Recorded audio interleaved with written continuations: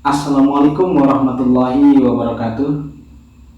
Pada kali ini saya masih menjelaskan tentang unsur kebahasaan dari teks prosedur, yaitu tentang konjungsi subordinatif. Konjungsi subordinatif.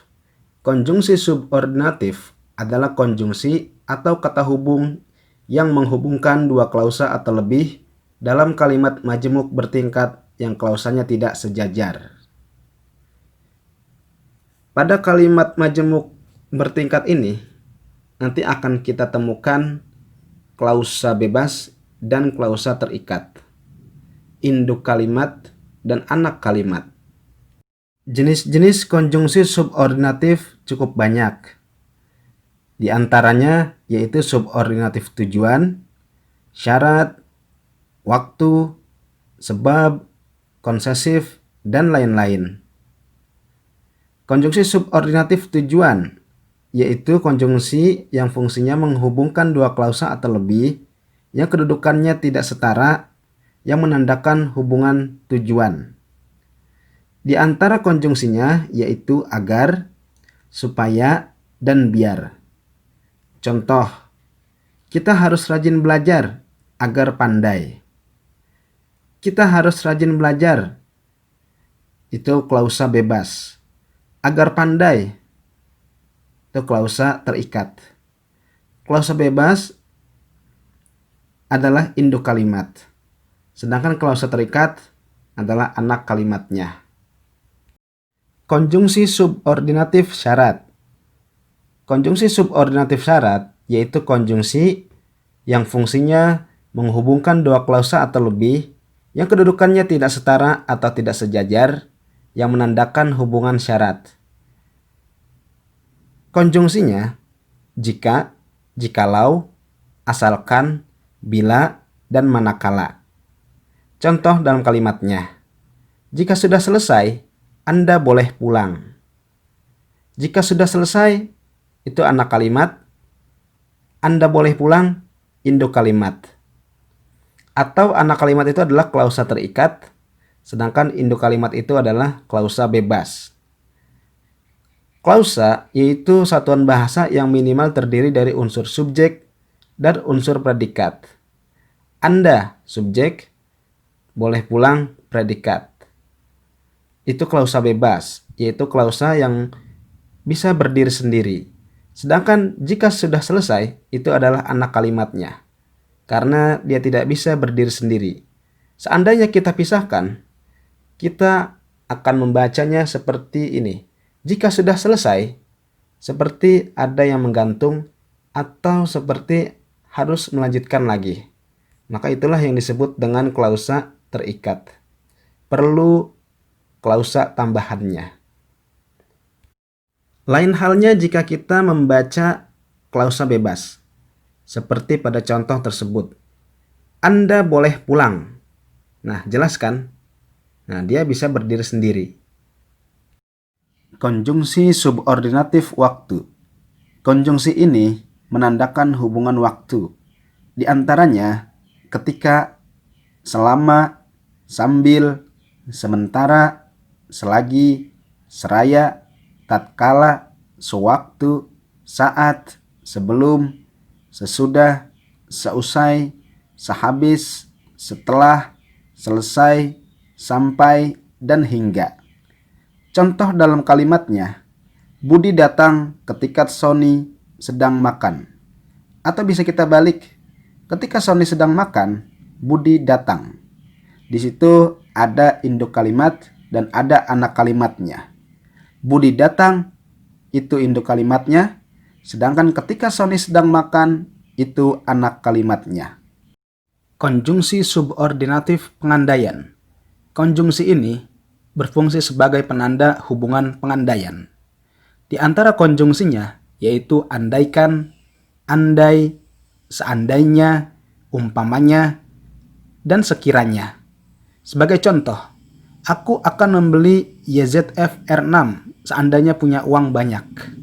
Atau seandainya punya uang banyak, aku akan membeli YZF R6. Aku akan membeli YZF R6 itu induk kalimatnya. Sedangkan seandainya punya uang banyak adalah anak kalimatnya. Konjungsi subordinatif konsesif. Konjungsi konsesif adalah konjungsi yang menyatakan adanya keadaan atau kondisi yang berlawanan di antara dua klausa atau kalimat. Kata-kata yang termasuk konjungsi ini adalah biarpun, walaupun, sekalipun, sungguh pun, dan kendati pun. Sebagai contoh, walaupun kaya, dia tidak sombong. Atau dia tidak sombong walaupun kaya. Walaupun kaya, itu klausa terikat karena dia terikat dengan klausa lain. Atau anak kalimat. Dia tidak sombong, itu induk kalimat atau klausa bebas karena dia dapat berdiri sendiri. Konjungsi subordinatif perbandingan, yaitu konjungsi yang menyatakan adanya kesamaan di antara dua klausa atau kalimat. Kata-kata yang termasuk konjungsi ini adalah bagaikan, seakan-akan, seolah-olah, sebagaimana, seperti, sebagai, laksana, ibarat, dan alih-alih. Contoh, mereka berdua mirip sekali, bagaikan pinang dibelah dua. Konjungsi subordinatif sebab. Konjungsi subordinatif sebab merupakan konjungsi yang menyatakan adanya hubungan sebab di antara dua klausa atau lebih. Kata-kata yang termasuk konjungsi ini adalah sebab dan karena. Contoh, Fadlan tidak masuk sekolah karena sibuk menjadi pengurus HUT RI. Atau, karena sibuk menjadi pengurus HUT RI, Fadlan tidak masuk sekolah. Fadlan tidak masuk sekolah adalah induk kalimat atau klausa bebas. Sedangkan karena sibuk menjadi pengurus HUT RI itu adalah anak kalimatnya atau klausa terikat. Konjungsi subordinatif alat. Konjungsi subordinatif alat merupakan konjungsi yang menyatakan bahwa salah satu klausa merupakan alat dari kegiatan atau aktivitas yang dijelaskan dalam klausa sebelumnya. Yang termasuk konjungsi ini adalah dengan dan tanpa. Contoh, Reza memotong kayu dengan gergaji. Konjungsi subordinatif cara. Konjungsi subordinatif cara merupakan konjungsi yang menyatakan bahwa suatu klausa merupakan suatu cara dari sebuah kegiatan yang dijelaskan dalam klausa sebelumnya.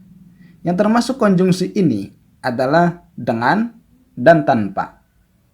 Contoh, Fabio Quartararo mengendarai YZR M1 dengan hati-hati. Konjungsi subordinatif atributif. Konjungsi subordinatif atributif merupakan konjungsi yang menghubungkan kata atau klausa utama dengan klausa penjelas. Adapun kata yang termasuk konjungsi ini adalah yang. Contoh, orang yang memakai kacamata itu teman saya. Dalam kalimat itu terdapat dua klausa, yaitu klausa utama atau klausa bebas atau induk kalimat dan klausa terikat atau anak kalimat. Orang yang memakai kacamata itu adalah anak kalimat, sedangkan orang itu teman saya adalah induk kalimatnya. Konjungsi subordinatif komplementatif. Konjungsi subordinatif komplementatif merupakan konjungsi yang menerangkan bahwa suatu klausa merupakan pelengkap dari klausa sebelumnya. Yang termasuk jenis konjungsi ini adalah bahwa. Contoh, Rossi mengatakan bahwa kecelakaan terjadi karena ulah Johan Zarco. Rossi subjek mengatakan predikat dari kata bahwa sampai Johan Zarco adalah pelengkap, di mana pelengkapnya sangat panjang berupa klausa, ada subjek dan ada predikatnya di dalam pelengkap tersebut. Demikianlah pembahasan tentang konjungsi subordinatif. Mudah-mudahan kalian bisa memahami penggunaannya dalam kalimat, khususnya penggunaan dalam kalimat majemuk bertingkat.